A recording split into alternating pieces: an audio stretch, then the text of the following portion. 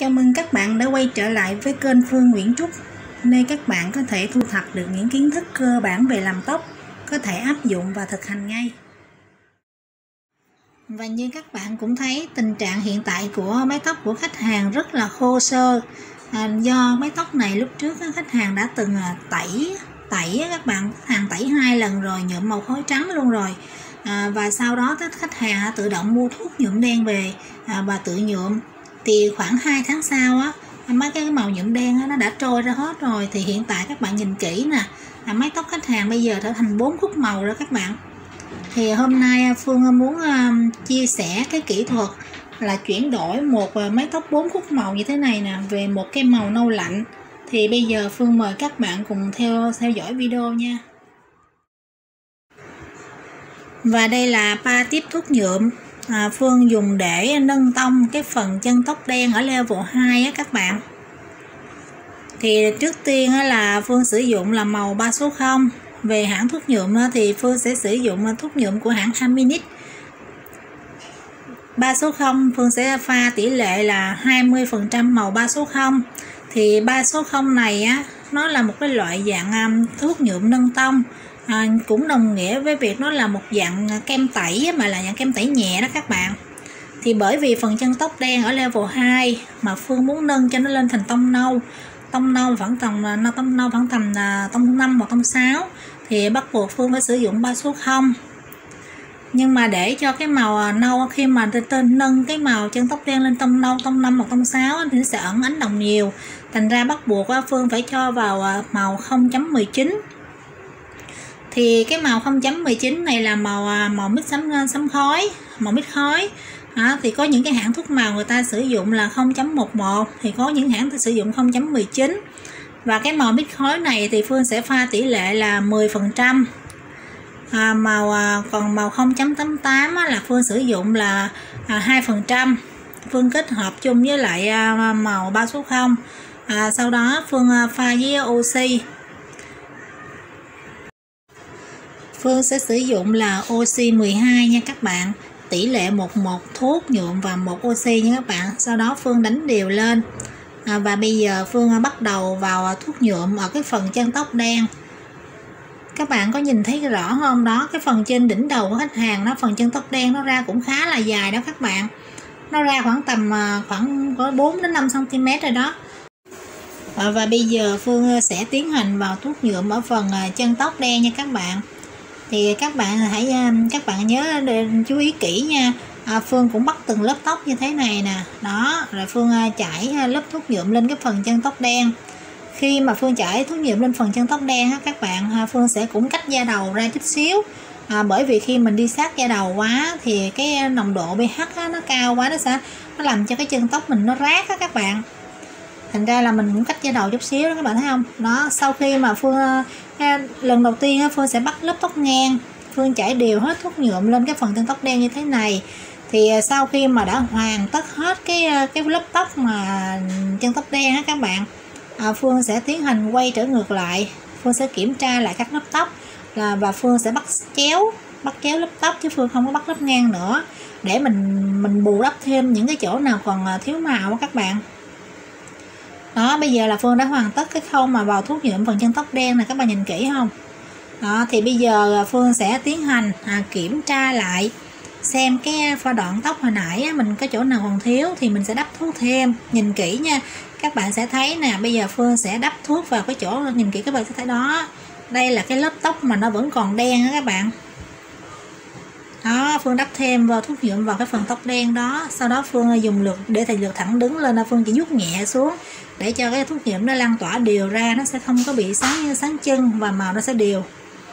Đó, nhìn kỹ các bạn Phương thấy không? Phương sẽ đắp thuốc nhuộm vào cái phần thân tóc, những chỗ nào nó còn đen Phương sẽ chảy thuốc lên cho nó đậm. Sau đó Phương dựng lược thẳng đứng lên và Phương sẽ chảy nhẹ xuống, kéo cho thuốc nó đều ra.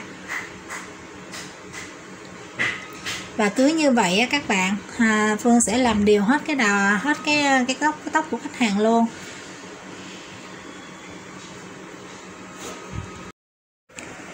Khi mà đã vào thuốc nhuộm được lần thứ nhất rồi, các bạn chịu khó kiểm tra tóc lại lần nữa.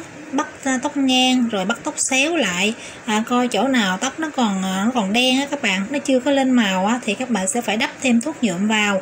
Thì khi mà thuốc nhuộm vào tóc nó sẽ phát triển đều lên, thì cái lớp tóc chỗ đó nguyên một bộ tóc mình nó sẽ đều màu. Thì khi các bạn chải toàn bộ cái màu chủ đạo lên, màu nâu nâu lạnh lên á, thì toàn bộ mái tóc nó sẽ đều màu, nó sẽ rất là đẹp. Và đây là cái phần tóc hư tổn nhiều nhất và là sáng màu nhất. Thì sau khi mà chân tóc đen nó đã lên được leo tông nâu rồi các bạn, Phương sẽ sử dụng 10% màu 5.0 màu nâu tự nhiên kết hợp với lại oxy 3. Thì Phương pha tỷ lệ 1:1, một thuốc nhuộm và một oxy. Sau đó Phương cho thêm 10ml nước lọc nữa, đánh đều hỗn hợp lên. Và sau đó Phương sẽ chải đều cái thuốc nhuộm này lên cái phần tóc sáng màu nhất. Lúc ban nãy Phương cho các bạn xem đó, Phương sẽ chải đều lên.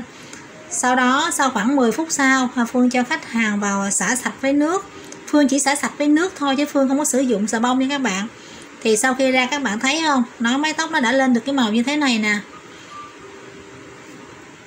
Một cái màu nâu đều hết từ trên tới dưới, các bạn thấy không?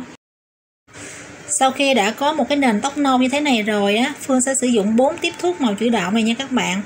Màu đầu tiên là Phương sử dụng là màu 6.11. Thì Phương sẽ sử dụng là 30% màu 6.11 nha các bạn. Tiếp đó là Phương sẽ sử dụng màu 0.19 là màu mix khói. Phương sử dụng là 15% màu mix khói nè. Và đây là màu nâu 5.1 của hãng iPad. Thì 5.1 là tiếp thuốc cái hạt màu nó rất là đậm đặc. Thành ra là Phương chỉ sử dụng khoảng 20% thôi. Sau đó Phương sử dụng thêm màu 2.0.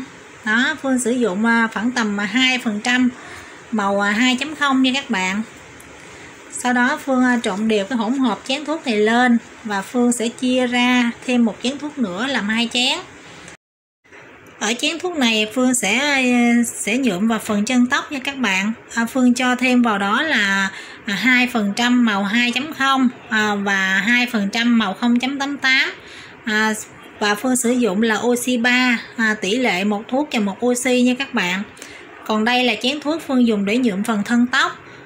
Phương cũng cho oxy 3, tỷ lệ một thuốc và một oxy luôn.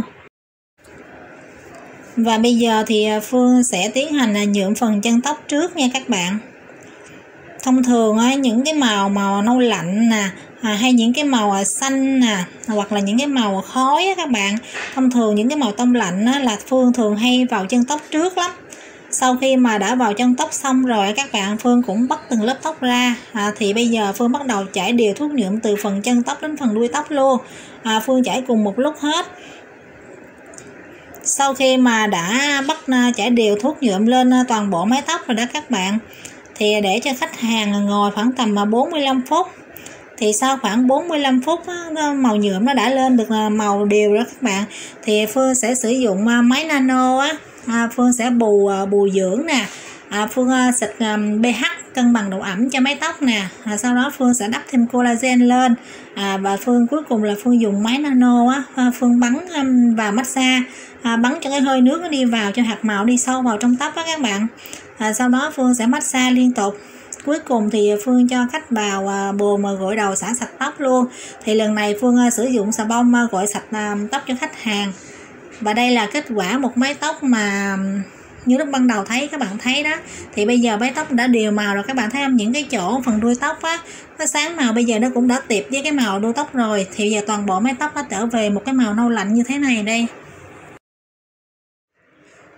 Thì mái tóc lúc ban đầu các bạn nhìn thấy đó, nó vừa sơ sát nè, nó vừa 4 khúc màu. Thì sau khi quá trình mà kỹ thuật Phương làm xong các bạn nhìn thấy rõ ràng không, mái tóc nó trở về đồng nhất một màu như thế này đây. Thì cái màu nâu lạnh này nó vừa có ánh khói nè, nó ở tông nâu mà nó vừa có ánh khói, nó vừa có ánh rêu. Thì màu nâu lạnh nó hơi khác với cái màu nâu tây chút xíu, là nâu lạnh nó sẽ ít ánh xanh hơn, còn về màu nâu tây nó sẽ nghiêng về ánh xanh nhiều. Thành ra là khi mà mái tóc nó nhuộm được màu nâu tây hoặc là màu nâu lạnh như thế này thì mái tóc nó sẽ trở nên bóng mướt và mềm đó các bạn. Mình bù đủ nước, đủ dưỡng cho nó thì mái tóc mình trở nên nó nặng nước mà nó bóng, nó mềm, các bạn nhìn thấy không, rõ ràng không? Đó, thì bây giờ là Phương đã chia sẻ toàn bộ cái kỹ thuật mà Phương nhuộm cho khách hàng tại tiệm nha. Thì đây là hoàn toàn là sự thật. Thì video nếu có hữu ích các bạn nhớ đừng quên nhấn like cũng như chia sẻ và subscribe ủng hộ kênh Phương nha.